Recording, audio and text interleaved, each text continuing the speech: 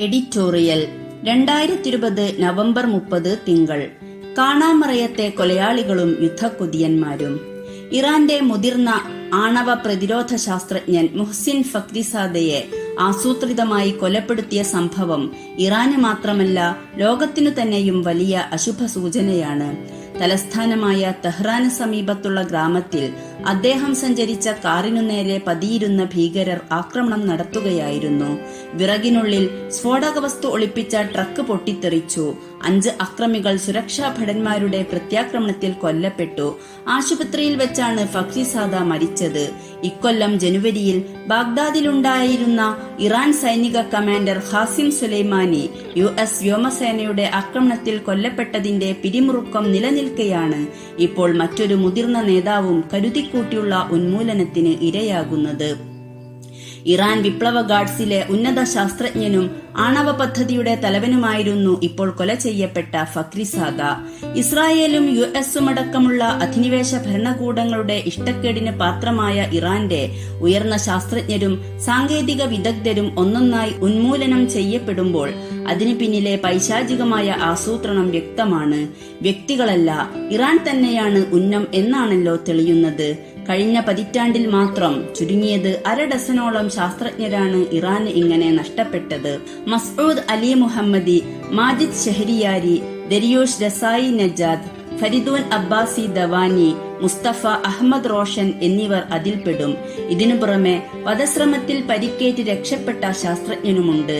ആണവ വിജ്ഞാനം ഹിംസയ്ക്കു വേണ്ടി ഉപയോഗിക്കുന്ന ഒരു കൂട്ടം ശക്തികൾ ഊർജാവശ്യങ്ങൾക്കു വേണ്ടി ആ അറിവ് കരസ്ഥമാക്കാനുള്ള ഇറാന്റെ ശ്രമങ്ങൾക്ക് തുരങ്കം വെക്കുകയാണെന്ന ഇറാൻ സൈനിക നേതാവ് മേജർ ജനറൽ ഹുസൈൻ സലാമിയുടെ വാക്കുകൾ അർത്ഥവത്താണ്. വധത്തിന്റെ ഉത്തരവാദിത്വം ഇതുവരെ ആരും ഏറ്റെടുത്തിട്ടില്ല. തുർക്കി ഒഴികെയുള്ള യൂറോപ്യൻ രാജ്യങ്ങളോ മറ്റു പാശ്ചാത്യ വൻശക്തി ഭരണകൂടങ്ങളോ ഇതിനെ ഭീകരത എന്നുപോലും വിശേഷിപ്പിക്കാൻ തയ്യാറാകാത്തത് ഇരട്ടത്താപ്പാണെന്ന് ഇറാൻ വിദേശകാര്യമന്ത്രി ജാവേദ് സരീഫ് ആരോപിച്ചു. ഒരു കുറ്റകൃത്യമായി മാത്രം ഇതിനെ വിശേഷിപ്പിച്ച യൂറോപ്യൻ യൂണിയൻ അതിനെ നേർക്കുനേരെ അപലപിക്കാതെ മനുഷ്യാവകാശ തത്വത്തിന് എതിരാണതെന്ന് ചൂണ്ടിക്കാട്ടുകയാണ് ചെയ്തത്. ബന്ധപ്പെട്ടവരെല്ലാം സംയമനം പാലിക്കണമെന്നാണ് അവരുടെ ആഹ്വാനം. സംയമനത്തിന് ആഹ്വാനം ചെയ്ത ഐക്യരാഷ്ട്രസഭ കൊലപാതകത്തെ അപലപിച്ച് കൊലക്ക് പിന്നിലുള്ള കൈകൾ ഇസ്രായേലിന്റേതാണെന്ന് സാരമായ സൂചനകളുള്ളതായി ഇറാൻ ഭരണ നേതൃത്വം പറയുന്നു.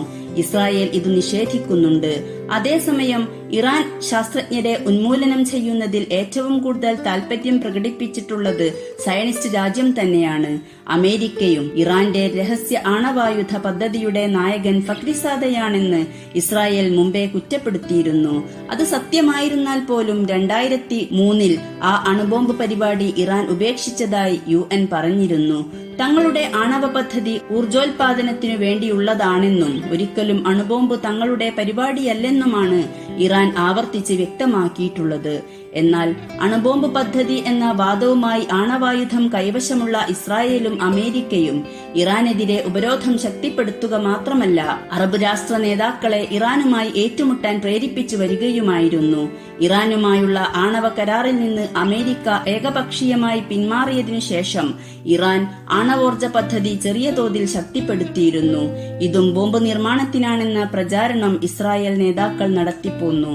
2018 ഒരു വാർത്താ സമ്മേളനത്തിൽ ഫക്രിസാദയുടെ ഫോട്ടോ കാണിച്ച് നെതന്യാഹു ആ പേര് ഓർത്തുവെച്ചോളൂ എന്ന് പറഞ്ഞത് ഇപ്പോൾ അനുസ്മരിക്കപ്പെടുന്നുണ്ട്. തുടരെയുള്ള കൊലകൾ ഇറാനെ പ്രകോപിപ്പിച്ചിട്ടുണ്ടെങ്കിലും ആ നാടിനെ യുദ്ധത്തിലേക്ക് തള്ളിവിടാൻ ശ്രമിക്കുന്ന ഇസ്രായേലിനും അമേരിക്കക്കും അതിന് കാരണം കൊടുക്കരുതെന്നാണ് ഇറാന്റെ തീരുമാനം. അതിനാൽ അവർ സംയമനം പാലിക്കുകയാണ് എന്നാണ് റിപ്പോർട്ടുകൾ.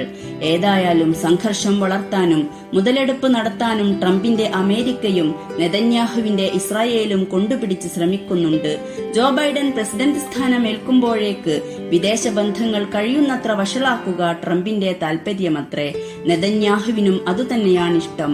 ആണവ കരാറിൽ നിന്ന് അമേരിക്ക പിൻവാങ്ങിയ നടപടി ബൈഡൻ പുനഃപരിശോധിക്കുമെന്നും അത് അസാധ്യമാക്കാനാണ് പ്രശ്നങ്ങൾ ബോധപൂർവം ഉണ്ടാക്കുന്നതെന്നും നിരീക്ഷകർ കരുതുന്നു. ഫക്രിസാദ വധത്തിൽ നിന്ന് ഏറ്റവും കൂടുതൽ നേട്ടം ലഭിക്കുന്നത് ഇസ്രായേലിനാണ് എന്നത് രഹസ്യമല്ല.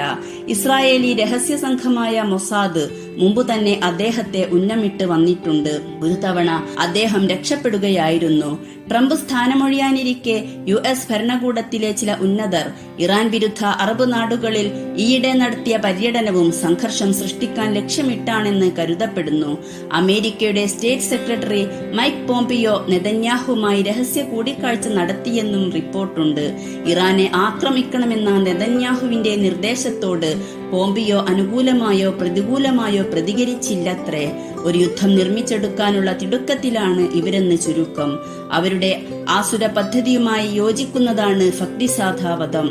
അതുകൊണ്ടുകൂടിയാണ് ഇറാൻ കരുതലോടെ നീങ്ങുന്നത്. അതേസമയം സമാധാനം തേടുന്ന ലോക സമൂഹത്തിന്റെ ശബ്ദം കേൾപ്പിക്കാൻ ആളില്ലെന്ന ദുരവസ്ഥയുമുണ്ട്. UN അത്ര ദുർബലമാണല്ലോ.